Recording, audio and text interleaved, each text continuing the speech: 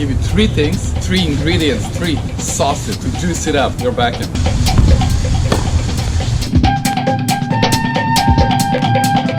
And then, if you stick around and watch the whole video, at the end I'm going to give you also three exercises. Second drill is this one, shadow swings, working on that momentum and working on that racket leg.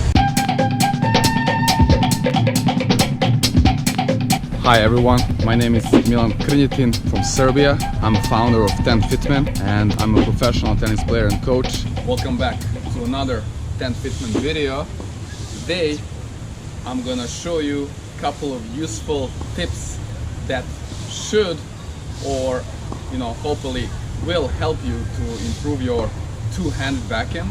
So it's gonna be the video not for the beginners but for the players who already have some basics, and I hope these few tips will help you to take your two-hander to the next level. Let's go. So even though I assume that you have all the basics kind of set up, figured out, I'm still gonna very quickly mention all those details that should be in place before we get into this kind of elements that I believe it can take it to the next level. So first up is the grip.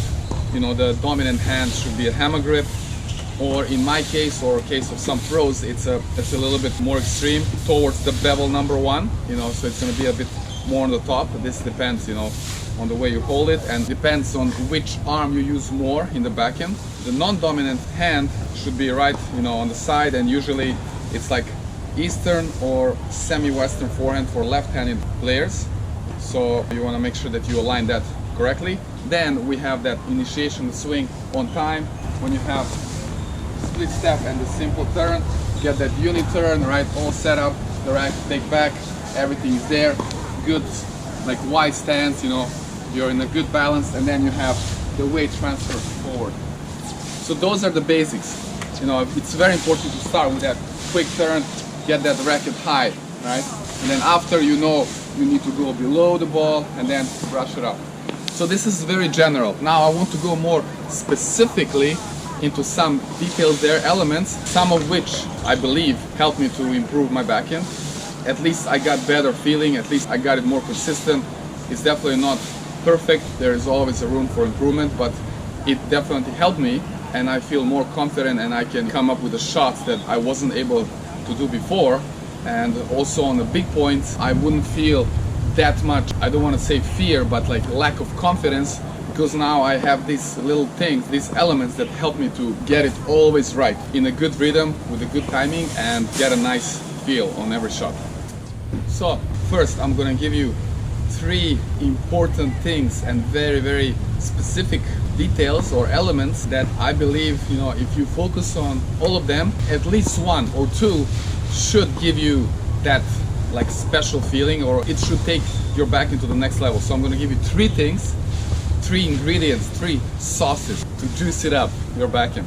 And then at the end I'm going to give you also three exercises that you can do, some of them even off the court, that will help you to get better with your two-hander. So let's get into it. Okay, so I'm so excited here because I spent so much time on this, just working on my backhand for the past, I don't know how long, it's been months or years for sure, but in the recent period I was really like focused on these things, and it really helped me. So the tip number one and the first thing I will talk about today, and that I really want you to understand and focus on, is that when you make the swing here, right, you're in that great power position, and everybody probably knows this, and you've seen a lot of videos on it. So now what I want you to understand is that when you start the swing forward, what's actually happening and what you need to think about there, right? So the idea is to allow the racket head in the face, right, to go a bit behind as you start the swing. So you kind of create that racket leg here, and at the same time you are unlocking the hips here, so it's kind of becomes like smooth, right? So from here you get that nice turn here. You're gonna allow this racket head to go further this way, right? Because the swing goes here at some point, and then you pull this part, unlocking the hips here. I just make this turn, and then the racket head goes a bit further back, and then drops as well, right? So we have this part, bam, it's here, bam.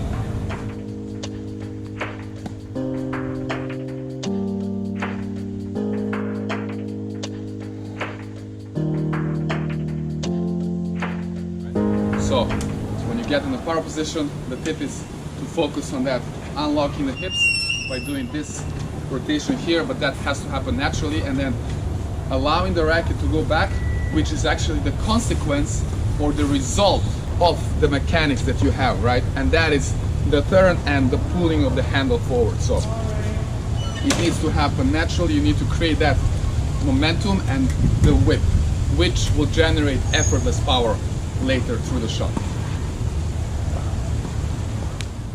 All right, moving on to the tip number 2, which is going to be the way you approach to the contact point, right? The way you want to kind of find that space. So in general, you first want to create a space, right? You want to go behind the ball, or you want to go away from the ball, and then you want to kind of actually get a little bit closer on the backhand.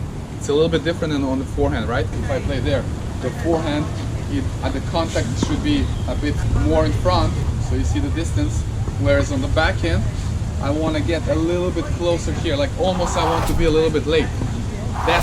That's where you can create extra power with that whip behind, and then a little bit here, closer to you in this way. I mean, you want to be closer to the ball, both in terms of side distance and frontal distance, right? So from here you can see like how far is in front. It's not gonna be too far in front, because we want to have this right arm, the dominant arm, a bit bent, so it needs to be here. The non-dominant arm mainly straight, almost straight, and the right arm a bit here. But it's also the distance from the side. If I play there, I don't want to play the backhand far away. I want to play here. So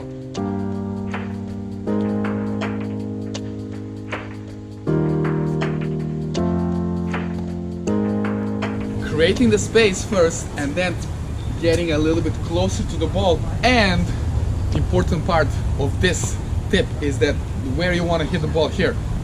So I recommend not hitting the ball here far, right close to this area where a lot of people say it's a sweet spot, but rather closer to the middle, actually even lower. You want to aim here, you're gonna eventually hit in the middle, but the center of mass is here. So if you hit the ball closer to that area, you're gonna get much more control, much more solid feel on your backhand. So once again, create the space, but then get a bit closer and have the contact closer to this lower part of your racket face. And then you're gonna have perfect feel. And finally, tip number 3, again, is around the contact point, and you know, the way you think about it and the way you execute the contact. I want you to think, as you create this whip, as you're in the perfect spot, prior to the contact, your racket should be like, you know, pointing down. At the contact point, square to the net, maybe a little bit tilted, and then this is not necessary, right? This is not present at every backhand out there in the pro world, but a lot of guys, especially for the men's and the women. So at the contact point, you kind of want to focus on this bottom part of the racket head, the bottom edge. So you want to kind of start leading the swing with that bottom edge. So I don't know if you can see it. Let's say I have the higher contact here, and then I want to go not necessarily here, but I want to go bam. So I want this bottom part and the edge of the racket kind of lead the swing, and then finishing here, right? It's gonna be like here, and then the bottom edge goes like, I'm exaggerating, like scooping the ball, right? Like scooping the ball. That's not exactly what you should do, but you should think like this.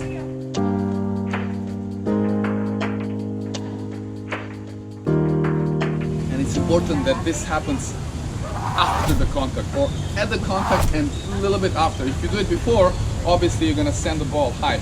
So this is why this technique is very difficult and it's more advanced. So only if you're able to, you know, control that racket perfectly, then you can manage to get that right moment at the contact and after, where you're scooping the ball and then executing the shot. And this is what, for example, Novak Djokovic does on almost every shot, and this is why he's able to produce this insane backhands from any spot of the court, even when he's totally out of the position.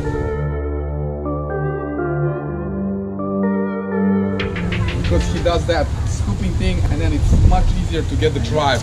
Of course, he has the mechanics set up perfectly, the whip and the racket lag and the drop, extreme drop, but then he has that scooping thing, you know, with leading with that bottom edge.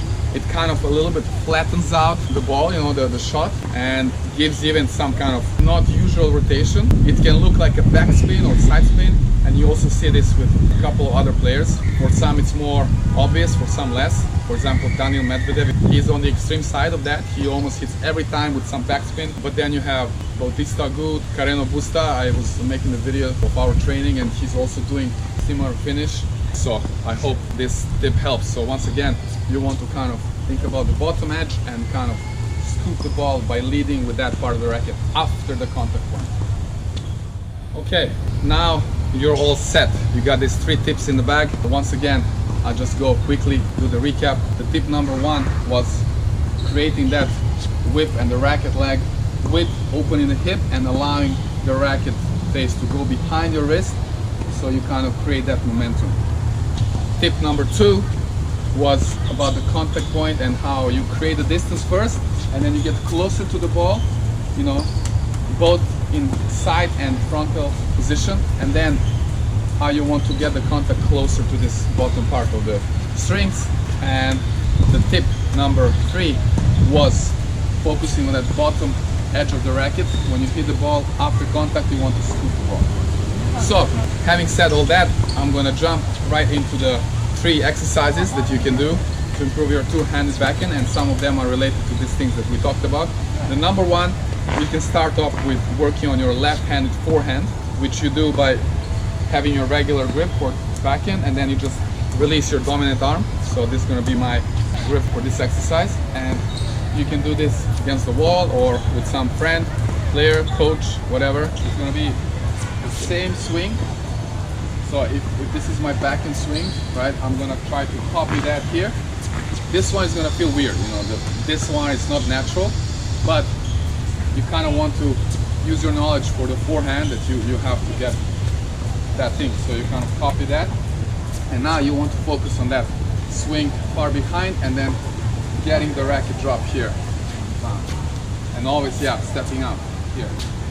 So now I cannot demonstrate, but we do this almost not every day, but at least a few times a week with some juniors. We, you know, rally mini cross court and then a little bit further back. So it's always great to get the feeling for the left arm, because it's very important to activate your non-dominant arm, and you know, especially when you start the swing, you're going through the ball, it's the left arm, it's kind of guiding and leading the whole swing. So you gotta work on that.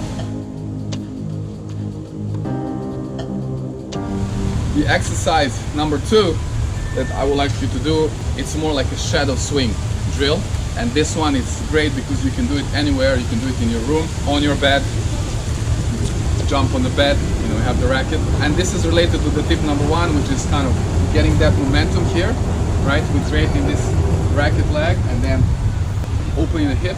So you simply just want to repeat that motion in a very smooth and fluid manner.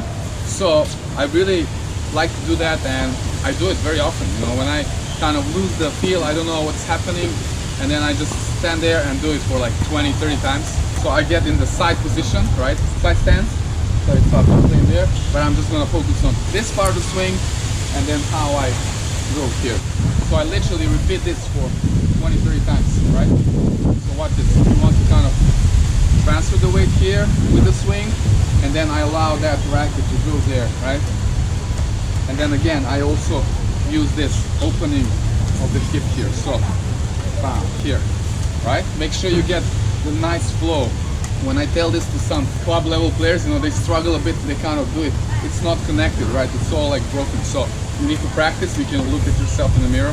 Make sure it's nice and fluid, right? Here, bam. The third exercise for today is going to be starting with a nice power position here. You're gonna need somebody to feed you the balls, a friend or a coach, and then, you know, they can feed the ball here in front where it should be the contact point, and you're just gonna focus on from here, right? You're gonna get that nice turn, nice contact, all this as we talked about, but the key is the finish, right? I want you to finish here. You don't even need to step out, actually. You can stay sideways and you just want to finish here, exactly straight. If I play this way, off here, want to have the racket straight, vertical here. Don't want to finish here, don't want to finish back. Just focus on this. And what this does, it helps you understand how you need to get that momentum forward. The key is to kind of extend and then push with that left forward, and then if you just naturally let it go, release, the racket should naturally go in this stage here. And for this drill, I want you to kind of stop there, so you make sure that it's going in the right spot, right? That you're not going more here. Again, this finish, you know, with the racket tilted, it's not incorrect. There's the pros who are playing this way. First player comes to my mind, Guillermo Fields. He has great backhand and he often finishes like that. But you can try this and see if it can help you, because for me it worked. And I also did this with some of the players, the beginners, and some other levels, you know, and it helped. They got much better drive through and then with that finish. And then later when you play the backhand, you try to get to the same position there and then naturally finish behind, right? So if I play there, it's going to be here.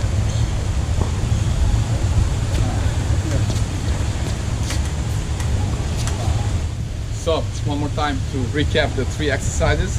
The first one was practicing the left hand.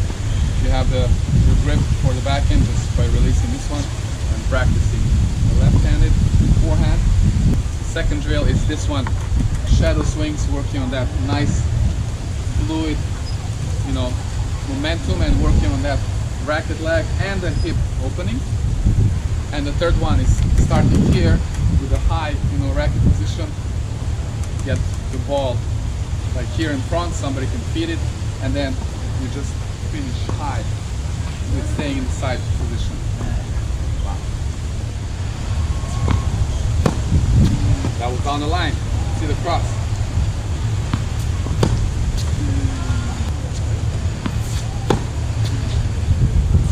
So that was it for today. I hope you found it useful and interesting, a bit different. Maybe, you know, you learned some new things, some different elements, and I hope some of these tips will help you, you know, to take your backhand to the next level, because I was really obsessed with this for the past few months and even years, and I was working on it, trying to do different things and discovering in my own way. So I'm sharing all this with you guys, and I will be so happy to hear back from you. So let us know in the comment section, how did it go for you if you tried some of these tips, and if you liked the video, smash that like button and also share it with your friends. Subscribe to our YouTube channel and click that bell notification icon in the corner so you can get notified whenever we upload a new video. I'm trying to make more and more videos these days, so looking forward to that, and I hope you will also watch some of these videos. And follow us on all other social media platforms. You can find, I hope, a lot of good quality content there. Maybe it can give you some value. We share a lot of experiences and highlights of every day and give you some tips. Listen to our podcast. I need to also get back to that. And that's pretty much it. Thank you again so much for watching. I hope you hit some great two-handed backhands, down the line, cross courts, anywhere. And you have fun. And I'll see you soon in our next video.